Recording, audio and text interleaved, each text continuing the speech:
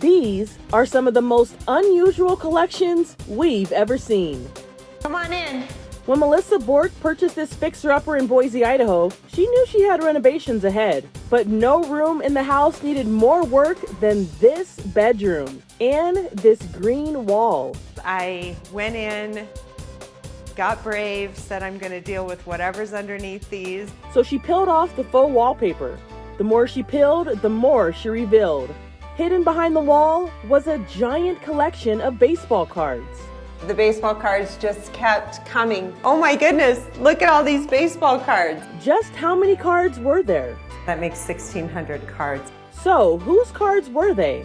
Chris Nelson grew up in the house, so that was his childhood bedroom and his baseball card collection from 30 years ago. I could see his childhood happening in this bedroom. How did you get them all on the wall? Get the glue on the back and then stick them up here and get them into a spot, get them stuck up there next to each other as well as we could until they would stay. So just how valuable is this card collection? What do you think my wall of 1,600 baseball cards is worth? This memorabilia appraiser says not much because cards like this from the 1980s were mass-produced. The fact that they were glued to the wall doesn't help either. I'm not sure I have the heart to rip them down. It looks like a junkyard, but this is one of the most amazing comprehensive car collections in the world. 36 Chevy Corvettes, one for each year starting in 1953. Yes, they're dusty, but there is treasure under all that dirt. The collection is estimated to be worth millions.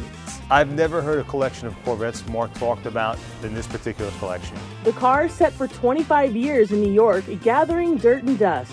In 2015, Adam Heller and a group of friends and family members bought the lot from the previous owner so the cars could be reborn. Restoring them can take years. Some are further along than others. And get this, all this dust was a good thing. The dust that was on the cars actually helped protect the paint. And the paint on some of these cars is amazing. This isn't some sort of retro store. It's a personal collection of almost 2,800 cell phones that got this Turkish shopkeeper into the Guinness Book of World Records. The collection is on display at his home in Istanbul. There are 150 brands of cell phones dating back to 1984. Flip phones, Blackberries, and even the big OG cell phones, aka the Zach Morris phone. He hopes one day to turn his collection into a museum.